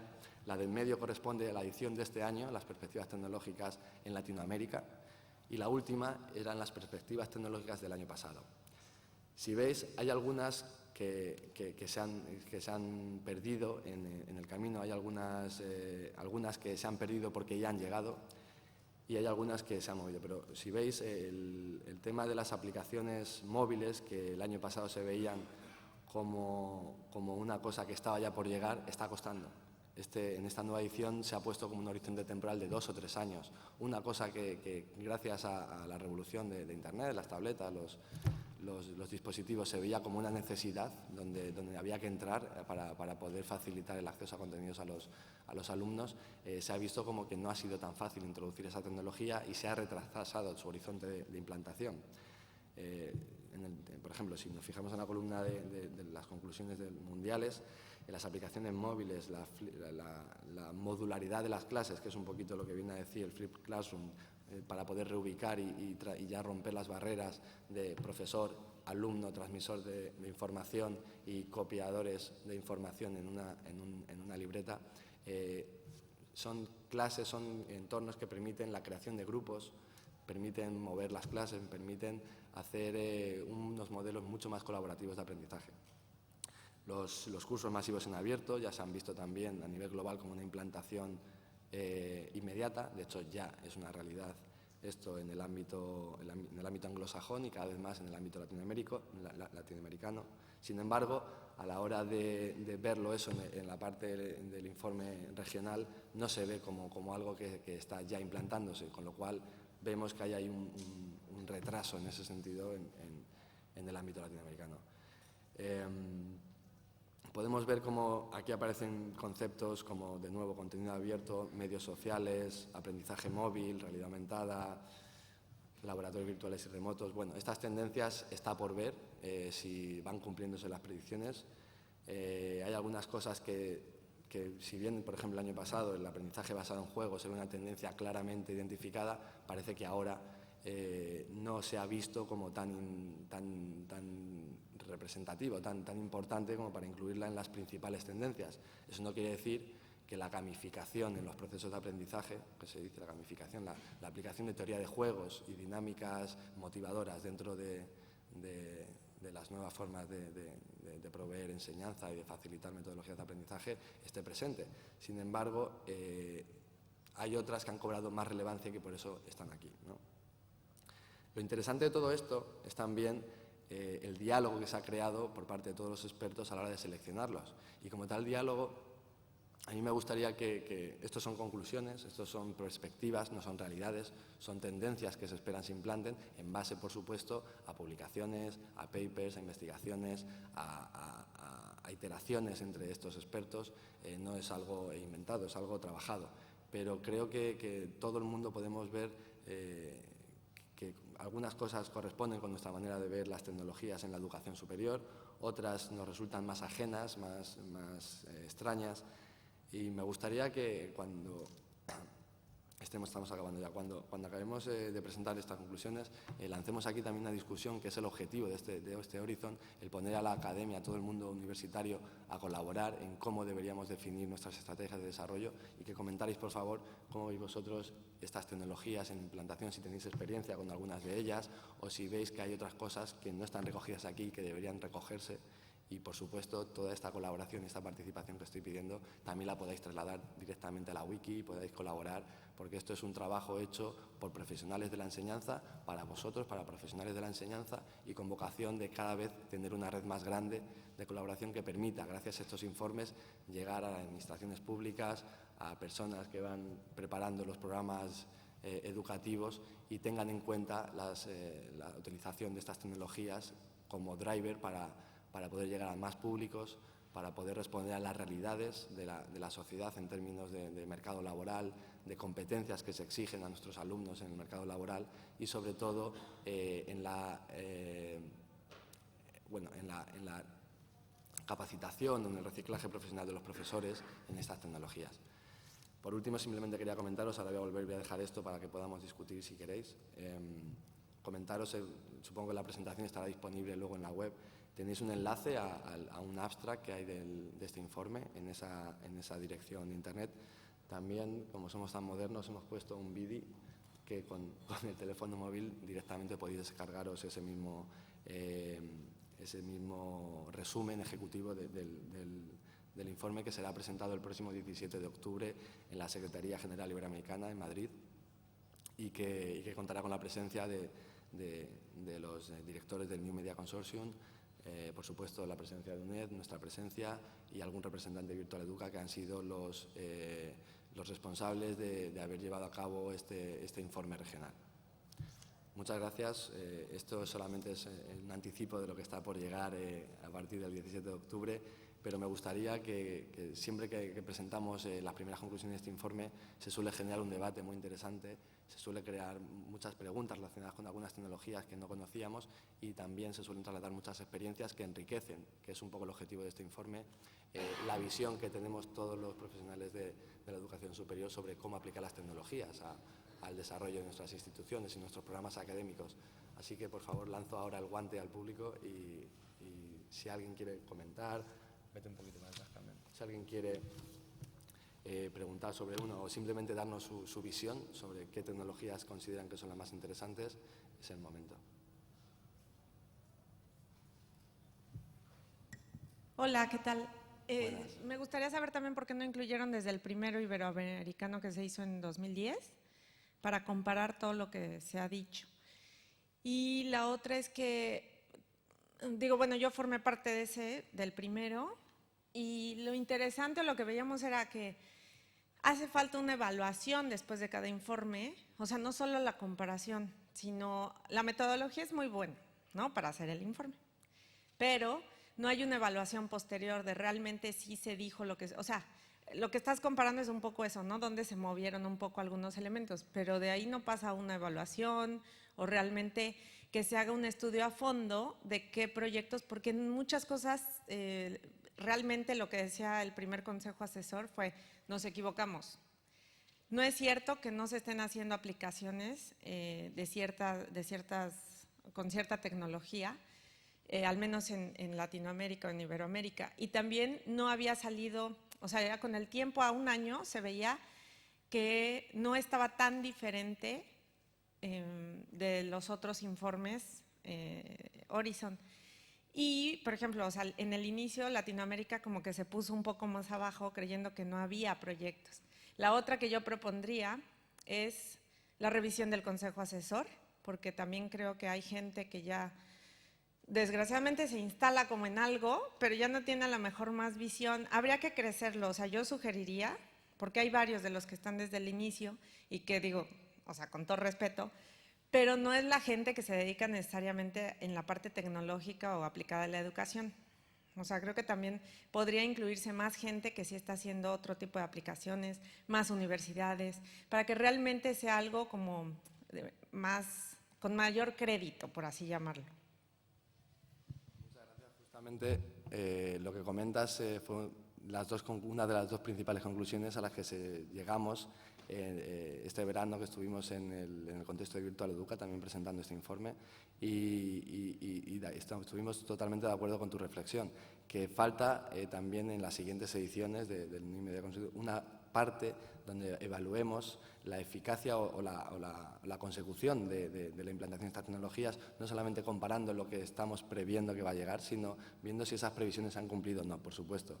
Y en cuanto a la apertura del Consejo Asesor y la reconfiguración del mismo, es una cosa que el New Media Consortium suele tener bastante controlada desde allí, pero que también se ha puesto de manifiesto justamente lo que comentabas, que si estamos hablando de entornos colaborativos, si estamos hablando de unir conocimiento, ¿por qué no aplicarnos el cuento también y ampliar ese Consejo Asesor, abrirlo a nuevas instituciones? Y es un tema que durante la preparación del próximo Horizon vamos a tener muy en cuenta. Esta wiki que se ha creado un poquito para esta nueva edición, de manera que facilitáramos la colaboración entre los miembros del Consejo Asesor, se ha visto cómo se debe incrementar en sus capacidades para que no solamente estén los miembros totalmente identificados desde el principio por el New Media Consortium, sino que se den cabida a otra gente que está haciendo proyectos, que nos den su experiencia, que nos presenten no solamente su visión, sino sus realidades, sus pilotos que ya están llevando a cabo, que no es una realidad generalizada en la región, pero que están dando la visión de dónde están implantándose estas tendencias que estamos hablando, de verdad, a evaluar ese impacto, evaluar el impacto de esa implantación y a partir de ahí enriquecer las conclusiones y las predicciones del informe. Totalmente de acuerdo con todo lo que has comentado.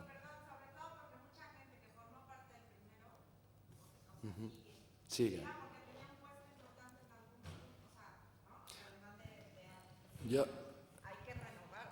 Por supuesto, yo te invito a que esto lo mandes, yo te invito a que esto lo mandes porque es una cosa que no depende de nosotros, es una cosa que coordina más Larry y yo te invito por favor a que insistas en todo eso porque, a ver, también esta gente, los que llevan desde el principio preparando este informe, son gente que se les supone profesionalidad y reciclaje, ¿de acuerdo? Entonces, no sé si ya han dicho todo lo que tenían que decir, si no tienen más visión y simplemente replican sus ideas o les gusta figurar, pero no, es un tema que te invito a que lo propongas, por favor, en el entorno y sobre todo a Larry. Gracias. Siendo Latinoamérica el objeto de estudio, ¿dónde quedan los temas de la brecha digital, la distribución desigual de la riqueza? Que eso, bueno, pues no permite a todas las personas contar con móviles e incluso hablando de personas que tienen acceso a educación superior, pero no necesariamente cuentan con las posibilidades económicas que les permitan tener móviles en donde se puedan trabajar ya con estas aplicaciones y con todo este panorama que nos has dado. ¿En dónde queda eso? Bien, de nuevo, insisto en que estos son tendencias generales. Obviamente hay problemas en regiones concretas o hay simplemente grupos de población que tienen complicado el acceso a estas tecnologías.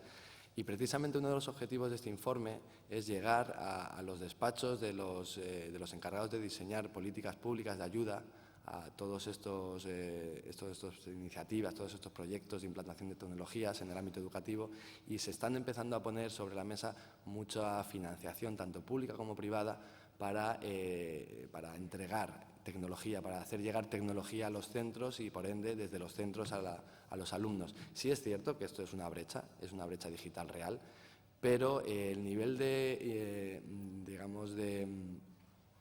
inclusión de las tecnologías móviles respecto a tecnologías anteriores, por ejemplo, es mucho más costoso lanzar una red cableada de conexión a Internet en una región con una orografía complicada que levantar antenas móviles y dar acceso. Lo que quiero decir con esto es que siendo una barrera real, la barrera es más fácilmente franqueable abordando una perspectiva móvil que abordando una perspectiva más tradicional. Es por eso que la parte de movilidad, trascendiendo un poquito, llevando más adelante el término de formación a distancia, formación o e-learning, ¿no? que hablamos muchas veces, sí que va a permitir que esta implantación de estas tecnologías sea más dinámica y más rápida. Es cierto que la barrera económica es una barrera, pero cada vez las economías de escala hacen que los dispositivos sean más baratos, sean más accesibles y los programas están orientados a que en aquellas regiones donde hay esas ineficiencias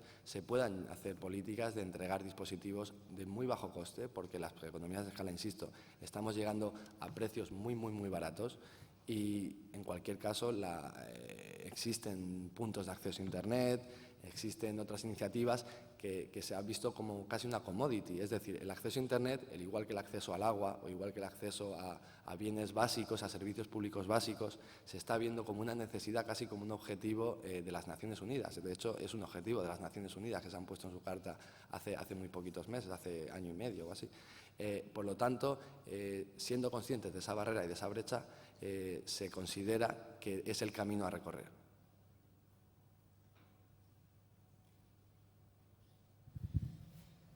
Sí, yo me quería preguntar,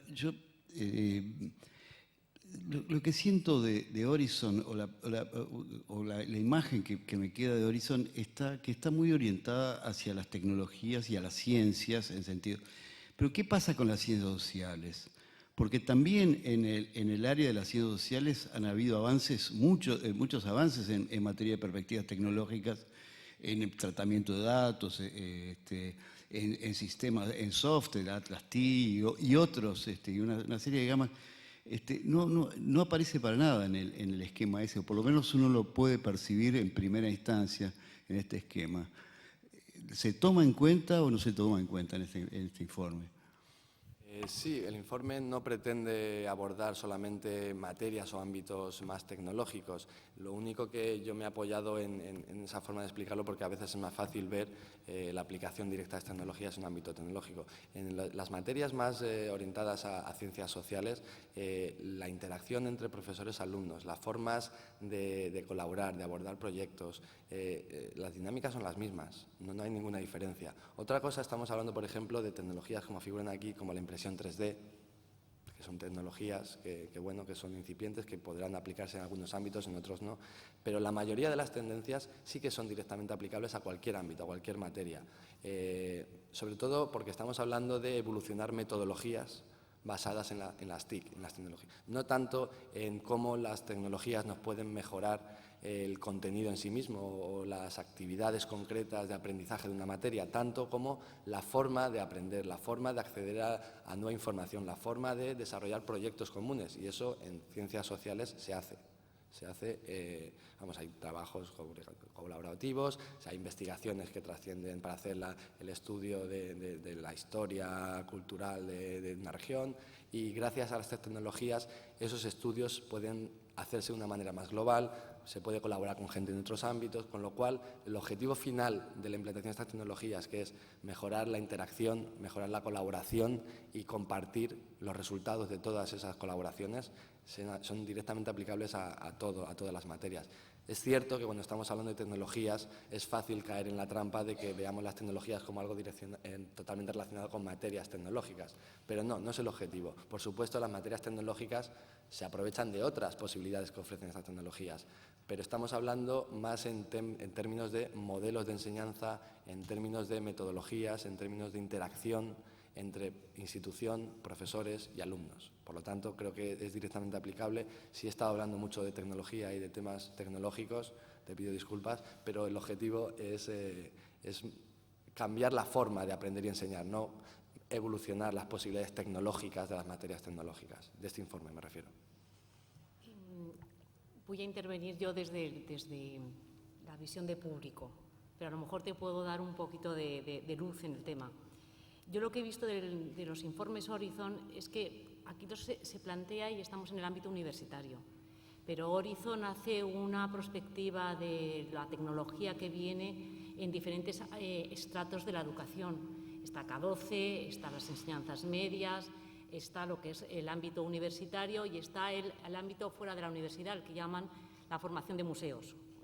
Hablan de museos por esa formación que hay dentro de los museos que podrían, y que la igualan o le hacen el paralelo en el ámbito de la extensión universitaria.